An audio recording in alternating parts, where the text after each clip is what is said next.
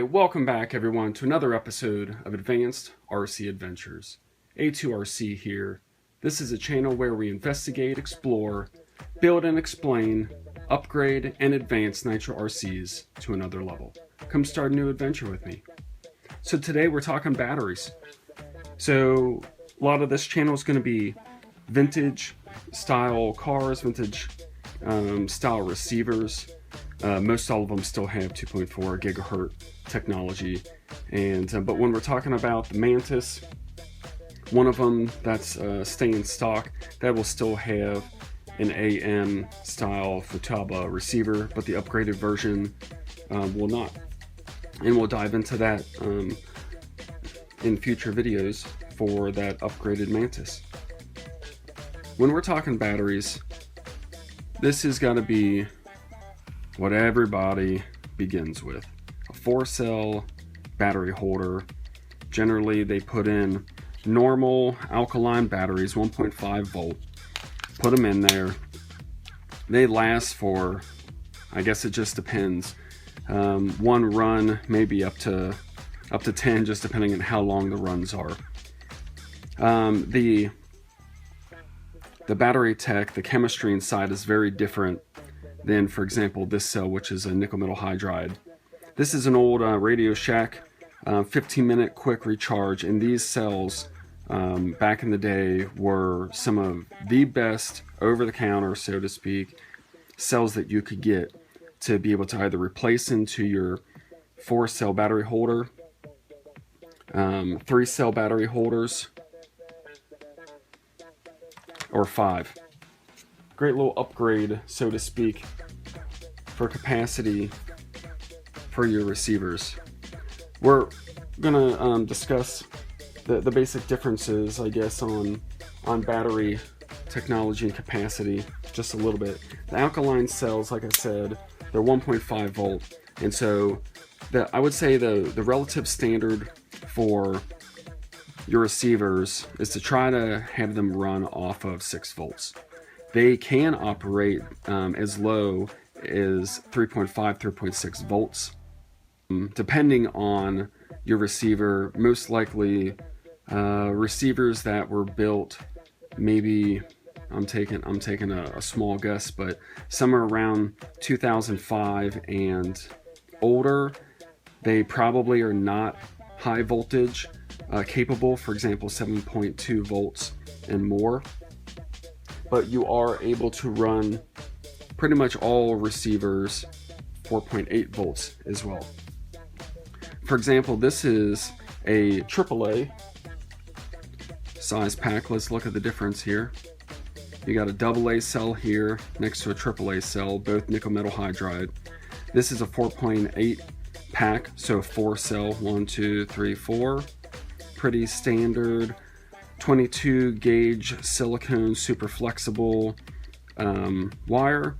This has a JR style connector on it, but these are nice and small when you need them and you still want or need to run 4.8. Let's compare that to a 2/3 A size 5-cell humpback. This is a 6 volt. This is a 4.8 volt, but take a look at the size. Just about the same length, so to speak, but much shorter. And then let's take a look at, in the race kind of scene for race touring cars, this is a AAA humpback, so 5-cell, 6 volt. Let's take a look at that. Same length still, less height, 6 volts. This 2/3 A size pack is 1600 milliamps. This is just under 1000. So there are drawbacks, or pros and cons, so to speak. Super lightweight on these AAAs, much smaller to be able to fit in tight spaces, but lower capacity. These here have a little bit higher capacity, but they're heavier and bigger. When we go down the line, talking about RS4s, I run these in RS4s, and they're absolutely great. You have to, of course, keep them charged differently than, for example, these bigger style hump packs, but they are 1,000 times better than trying to run your basic 4-cell pack. So let's take a look at the weight. So what I would call this race pack, we're looking at, this is in grams, 63 grams. And you compare that to this Venom style 2/3 pack, and we're at 118.5. So someone who wants that little bit of edge on weight, for example, a lot of racers, they'll deal with a lower capacity because they're generally running just for a race or two and continually charge it, but they'll have a lower weight. That's an advantage for sure, right? So, but the same AAA, but only 4 cells, 53 grams versus another cell, 63 versus 118. So here's another 2/3 pack. This is an older Team Losi Sport, and we have 2 pigtails or 2 leads. One goes to receiver, one goes to your charge port. So this is one style of battery pack that you can relatively permanently put into your car, truck, buggy, and not have to remove it because you have that extra pigtail. And that kind of leads into a conversation or something to note about switches. So here's your very basic 2 pigtail switch. In the last video I talked about this height of the switch itself. When this is mounted onto your deck or wherever it goes, there's a lot of this material for the switch itself, that little button or pusher, that you may or may not be able to hold on to. And I talked about I prefer a longer style switch, and you can see the difference there. Short profile, tall profile. It sticks up higher, so you can grab that switch a lot easier with your finger. So this particular one, small JSTs, that goes in, and there's no way to recharge your pack. So this is called a 2-way switch, where this, we have 1, 2, 3 pigtails. This is a 3-way switch. So this allows you to, or at least the opportunity, to put in your receiver pack, and you can keep it in and recharge while it's in the car. I use 3-way switches pretty much on everything, and they come in different styles. There are some that have the charging port right down here onto the switch itself, but I generally like to use these pigtail styles so that I have the opportunity to put that charging port pretty much wherever I want on that 10 scale chassis, whether it's truck, buggy, or car. I can, a lot of times I'll put it on with some servo tape onto the side of the receiver, or you can relocate it somewhere else. Maybe your truck or buggy gets super dirty in a certain area, and that pigtail, that length, allows you to pretty much put it wherever you want. Use a zip tie, use some servo tape, whatever you want. You put it into the off position, you plug it into your charger, it charges, and then when you're ready to go, you unplug everything and pop on the on switch for your receiver, and you're off to the races. So for the Mantis, this is that battery holder. It's just taken off the car, and we have a couple different options. The stock option is they put this 4-cell battery holder right inside of here, and it has that removable or adjustable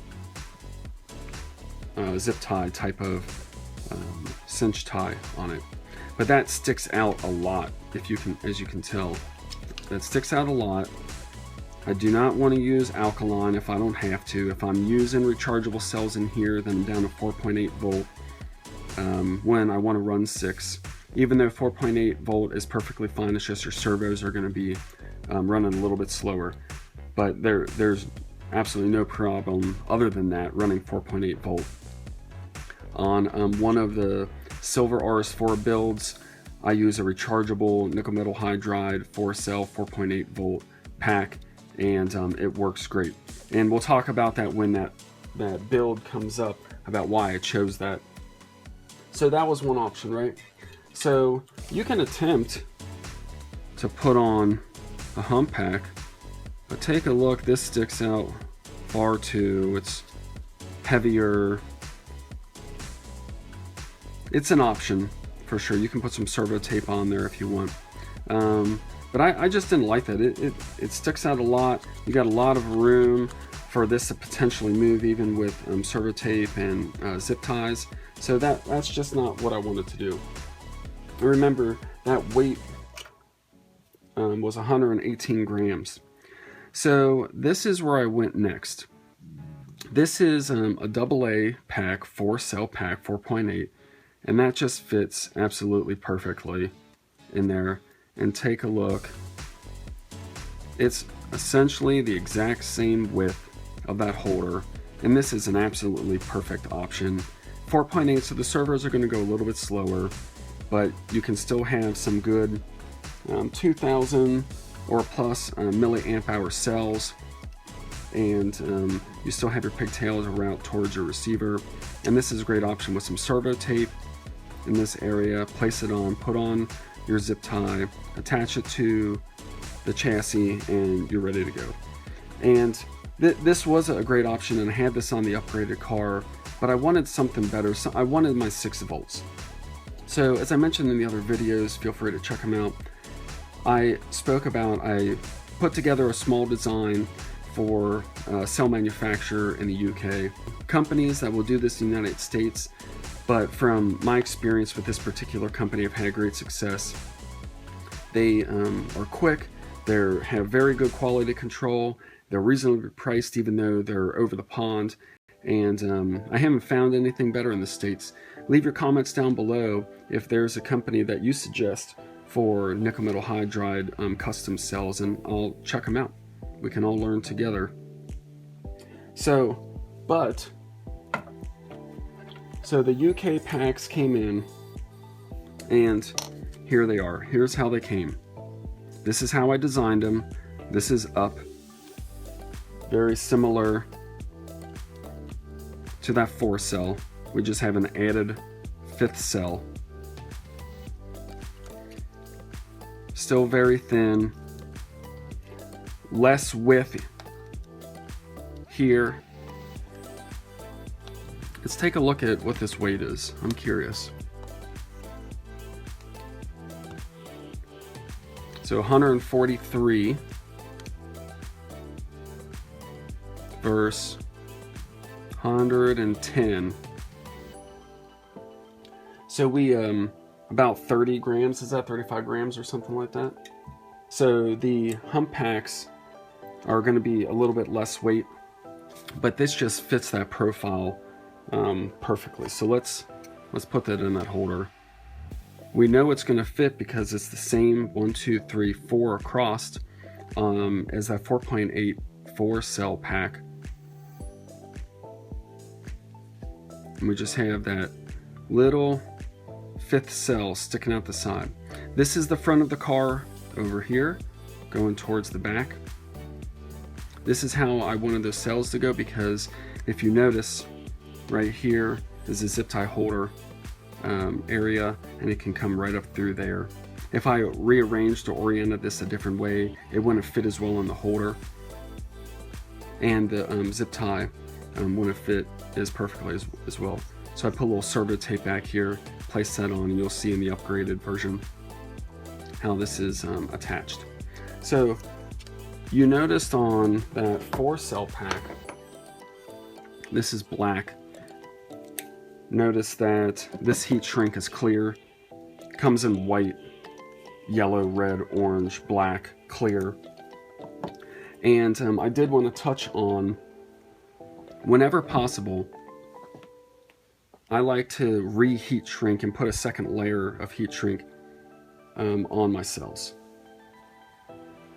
It adds a little bit of extra protection, plus kind of a blank canvas that you can put a sticker on or whatever you want. Most times your batteries already have 2. Some have 1 heat shrink wraps, and they generally do them in alternating designs, so it kind of helps the cells stay together. And we're going to try today here for the video show you and talk about some heat shrink. We're going to do it on a smaller cell just to give an example. This will eventually turn black. I ordered a number of these packs. Since they're coming from the UK, I figured I'd order a couple of them, and these are really good 2600 milliamp nickel metal hydride cells, which this pack is only a 2000 milliamp hour. So we've got 6 volts, higher milliamp. It's a great little pack for this Mantis. But on the upgraded version, we already have it wrapped in black. But I wanted to show you. This is pretty interesting. It's pretty fun to see it in clear. You can see all the cells in there, and it turned out really nice. So we have a piece of heat shrink cut off already to size for the cell we're going to wrap. I don't know if anybody's done this before, seen this before, but this is a great little piece of, I don't know if you want to call it tech or something, but it's fun to do. You can customize your packs. You can do this with Life and Lipo packs too, if you need or want to change the color, put a little more durability on. One of the reasons I don't use Life or Lipo packs, one, they're generally a little bit heavier for the size. If you would take the same kind of size cell for nickel metal hydride to a lipo, it's going to be slightly heavier. Now that's generally speaking. Battery tech is getting so more advanced now. They're able to get smaller physical size batteries with the same capacity or greater than they did 5-6 years ago. So it's just a general comment. But the other thing is just the basic risk of fire. I'm still not a super big fan of having that risk in my home and with my shop and the cars. And I personally, it's just a personal kind of decision that I'd rather have still very good tech, nickel metal hydride, has lower capacity, but I'd rather have this in my car and not have any risk or very, very low risk of fire for my cars. No sense in spending any amount of money, whether it's $300 or $3,000 on a car, truck, buggy, and have a crash and have a lipo take out your entire car. Just a personal preference. You guys can run your lipo or life packs or whatever you prefer. I'm gonna stick to my nickel metal hydride. It's been working great for 20 plus years, and I love them. Have the battery chargers for them, and just gonna keep going. So what we have here is we have our 5-cell AAA pack already cut to size. Now there are many different thicknesses, many different lengths and widths of this heat shrink, but I keep a couple different sizes on hand for the batteries that I run, and it generally works great. A basic rule of thumb for these small size batteries, and it's only a rule of thumb because you're going to have to play with your packs and see what works great, but somewhere between 1/4 to maybe 3/8 overhang on both sides is a good starting point, especially for these small cells or for the hump packs. So let's put that there. Let's get my heat gun here set up. This is going to be a little tough to do on camera at this particular angle, but we're going to give it a go. So you generally want to start in the center so that it starts to shrink, and then you can work around your edges. And if you've not done this before, it is going to get hot. You can use your fingers still, but what you're going to notice is that I'm going to kind of press down on the sides. You might see a little tab or flange of heat shrink pop up. When it's warm, just push it down and it'll just kind of stick there. Watch for your leads. And let's give this a little go here.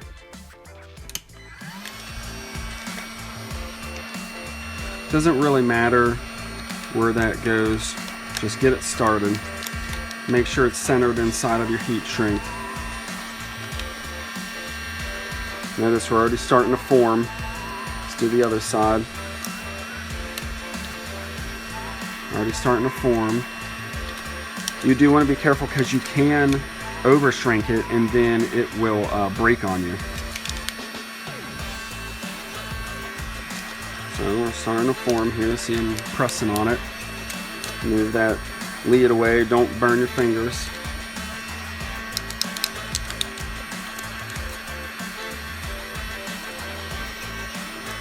See, I'm pressing down on that. Let's do this other side. Pressing down on the cell here. You just kind of poke around and feel it. And if there's a loose spot, then you know you need to hit that again. Just kind of press on that. Notice it's coming to shape now. Trying to do this in a way that I don't melt my leads, I don't burn myself. Just a little bit of heat. Notice it's starting to shrink up nice. You want to move it around so you don't get one spot too hot and melt it.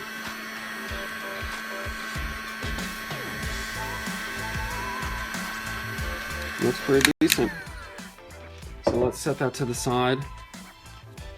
And you've got decent little heat shrink pack again, extra durability, an extra layer, a nice clean surface for you to put a sticker or some servo tape on, and then again you're off to the races. So that's just a little demonstration on how to put some heat shrink onto your pack. Hopefully you guys found that interesting, and it's just a fun thing to do. And customize your stuff while giving a little bit of protection. So I appreciate everybody being here and taking a little journey with me. I like to share all this kind of stuff with people, not just on YouTube, but all my friends and buddies.